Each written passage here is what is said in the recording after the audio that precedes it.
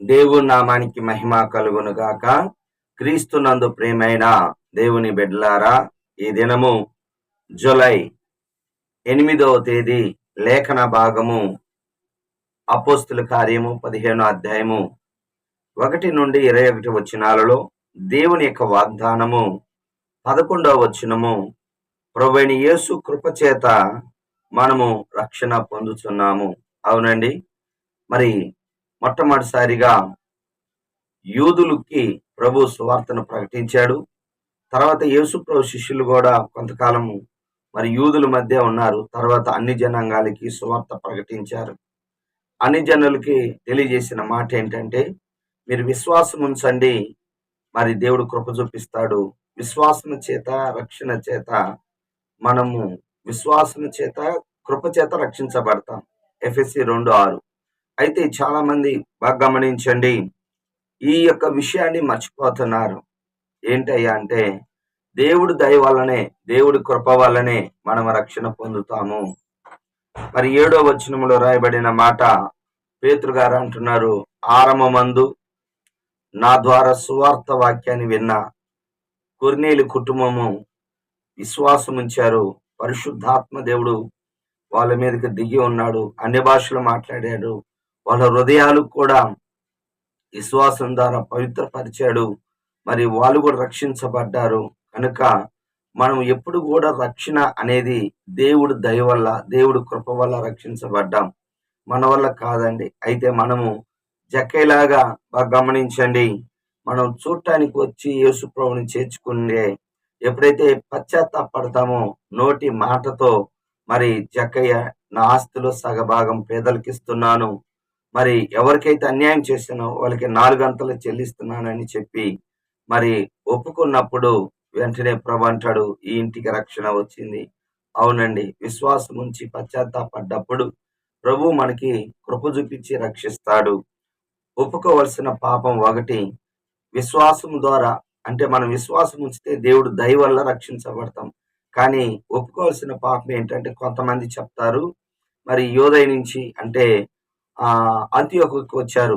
అక్కడికి వచ్చి ఏమంటారంటే, మోషే నియమించిన ధర్మశాస్త్రం ఆచారాలు, సున్నత ఆచారం కూడా మరి పాటిస్తేనే రక్షణ అంటున్నారు. తప్పు కదండి, దుర్బోధ. ఎక్కడైనా సరే ప్రతి చోట కూడా అపవాది దుర్బోధను ఏం చేస్తాడంటే మరి ఇంట్రడ్యూస్ చేస్తూ ఉంటాడు. ఏంటంటే ఆచారాల ద్వారా కూడా మనం ఆచారం పాటించాలి. పాత నిబంధన కొత్త నిబంధన కొంతమంది ఆచారాలకి కలిపేస్తున్నారండి. అలా కలపకూడదు. బైబిల్ స్పష్టంగా చెప్తుంది. ఏమిటి అంటే, మీరు మీ ఆచారాలు పాటిస్తే, మత్తయి సువార్త 15వ అధ్యాయము 6వ వచనం, మీరు మీ పారంపర్య ఆచారాల నిమిత్తము దేవుని యొక్క వాక్యమును నిరర్ధకము చేయుచున్నారు, పెదవులతో ఆరాధిస్తున్నారు కానీ హృదయం దూరంగా ఉంది. అందుకే మరి యెషయా గారు అంటున్నాడు, మీరు వ్యర్థముగా ఆరాధిస్తున్నారని. చాలా మంది యేసు ప్రభు గారు రక్షించబడిన తర్వాత దుర్బోధ ఏమిటో తెలిసిన, యేసు ప్రభువే దేవుడు, తండ్రి లేడు, పరిశుద్ధాత్మ దేవుడు లేడు అంటారు కొంతమంది అంటారు యెహోవా తండ్రి ఒక్కడే, యెహోవా తండ్రి మరి యేసు ప్రభువును పుట్టించాడంటారు. చాలా మంది దుర్బోధల చేత ఇక్కడ ఏంటయ్యి అంటే, ఈ ఆదిమ సంఘములో సున్నతి కూడా చేయాలి, ఎవరు అన్ని జనులు కూడా సున్నతి పొందాలంటారు.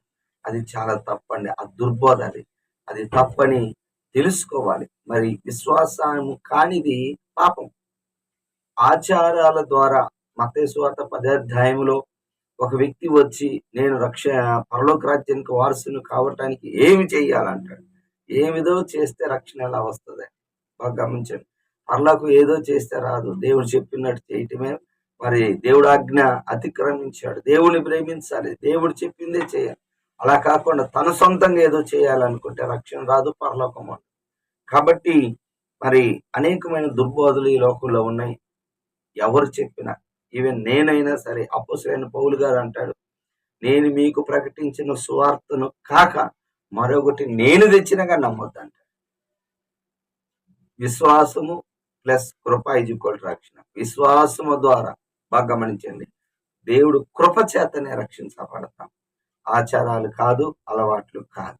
చివరికి ఆజ్ఞ 20వ వచనం ఏంటయ్యా అంటే, ఏమని ఆజ్ఞలు ఇచ్చారు అంటే కొత్త నిబంధనలు అన్ని జనాంగాలకి మరి ఒక 4 మరి రాశారు. ఎందుకంటే మనమే ఆ మొయ్యలేని కాడి, ఆ ధర్మశాస్త్రం అనే కాడిని మనమే మొయ్యలేకపోతున్నాం. అన్ని జనాంగాల మీద ఎందుకు ఈ భారం పెట్టటం అని చెప్పి ఇలా పెద్దలు అపోస్తలులైన పౌలు, బర్నబా అందరూ యెరూషలేముకెళ్ళి అక్కడ పెద్దలందరూ సమావేశమై ఒక 4 విషయాలు ఇక్కడ తెలియజేశారు. మొట్టమొదటిది ఏంటయ్యా అంటే విగ్రహ సంబంధమైన అపవిత్రత. అంటే అపవి అపవిత్రం అనేది విగ్రహ సంబంధమే. అది ఏదైనా సరే. అందుకే దానియేలు, షడ్రకు, మెషక అంటారు. ఆ రాజులు భోజించే భోజనం తినం. అది అపవిత్రపరచుకోం మేము. అది విగ్రహానికి బలి అర్పించింది. చూడండి, విగ్రహానికి ఏదో క్యాజువల్‌గా తీసుకోవద్దండి. ఈవెన్ మరొక మాసారి చెప్తున్నాను. చివరికి మీరు సిలువకు దండం పెట్టినా గాని అది విగ్రహారాధన అవుతుంది. యేసుప్రభు బొమ్మకు గాని, మరియమ్మ బొమ్మకు గాని మనం విగ్రహ సంబంధం చేయకూడదు. మరి చేస్తున్నారంటే వాళ్ళు వాళ్ళ పెద్దలు చెప్పారే గాని వాళ్ళు చేస్తున్నారు. బైబిల్‌లో లేవియకాండం 26 అధ్యాయం 1 వచనమును మరి ఏ ఏ చెక్కిన విగ్రహమైనను, బొమ్మనైనను నిలబెట్టకూడదు, సాగిలపడదు. కాబట్టి విగ్రహ సంబంధమైన అపవిత్ర జోలికెళ్ళొద్దు. అది చాలా భయంకరమైనది. 2 ఏంటో తెలిసిన జారత్వం. వివాహానికి ముందు, వివాహం తర్వాత బాగా వివాహానికి ముందు మరి కుటుంబ జీవితాన్ని చేయకూడదు. తర్వాత వివాహం అయిన తర్వాత భార్యతోనే ఉండాలి. మిగతా వాళ్ళతో ఉంటే దాన్ని వ్యభిచారం అంటారు. కనుక ఆ జారత్వం అంటే ఆ భయంకరమైన శరీర సంబంధమైనవి కూడా జాగ్రత్తగా ఉండాలి అంటాడు. మూడోది ఏంటో తెలిసిన గొంతు పిసికి చంపిన దాన్ని తినకూడదు. అది ఎటువంటి మంచి మాంసమైనా సరే గొంతు పిసికి చంపిందని, చివరి కోడిని కూడా గొంతు పిసికి చంపిన దాన్ని తినకూడదు. బాగా గమనించండి. రక్తమును కర్చాలి. అయితే ఆ రక్తాన్ని కూడా తినకూడదు. ఈ 4 విషయాలు అన్ని జనాంగాలకి తెలియజేశారు. కనుక మరి దేవుడిచ్చిన ఈ ఆజ్ఞలు అంటే ఈ విధముగా మరి దేవుని యందు విశ్వాసం ద్వారానే రక్షణే కానీ ఆచారాల వల్ల కాదు. కానీ అన్ని జనాంగాలకి ఈ విషయాలు 4 విషయాలు విగ్రహ సంబంధమైన అపవిత్రత, 2 జారత్వం, 3 మరి గొంతు పిసికిన దాన్ని తినకూడదు, 4 రక్తాన్ని తినకూడదు, తాగకూడదు. ఈ విధమైన ఆజ్ఞలను మరి కొత్త నిబంధనలో అన్ని జనులైన విశ్వాసులకి మరి వాళ్ళు తెలియజేశారు. దేవుడి మాటలు దీవించును గాక. ఆమేన్. ప్రార్థన చేసుకుందాం. ప్రేమ కలిగిన తండ్రి యేసయ్య, నీకు వందనాలు, స్తుతులు, స్తోత్రాలు. ఆయన ఇప్పటి వరకు నైనా నీ కృపలో నీ దయలో మమ్మల్ని కాచి కాపాడావు. ఈ దినమునైనా నువ్వు మాతో మాట్లాడినందుకు వందనములు, స్తోత్రాలు. కృప చేతే రక్షించబడ్డాం. ఆచారాల ద్వారా కాదు కానీ ఆజ్ఞలే పాటించినప్పుడు మేము పవిత్రం, పరిశుద్ధులం అవుతాం. నీ కృప ద్వారా సహాయం చేయ మహిమ తెచ్చుకోమని యేసు నామములో ప్రార్థిస్తున్నాను తండ్రి. ఆమేన్. తండ్రి యొక్క ప్రేమ, కుమారుని యొక్క కృప, పరిశుద్ధాత్మక అన్యోన్య సహవాసం సదాకాలం మనందరికి తోడుగా ఉండును గాక. ఆమేన్. హల్లెలూయా. దేవుడు మిమ్మల్ని దీవించును గాక. ఆమేన్.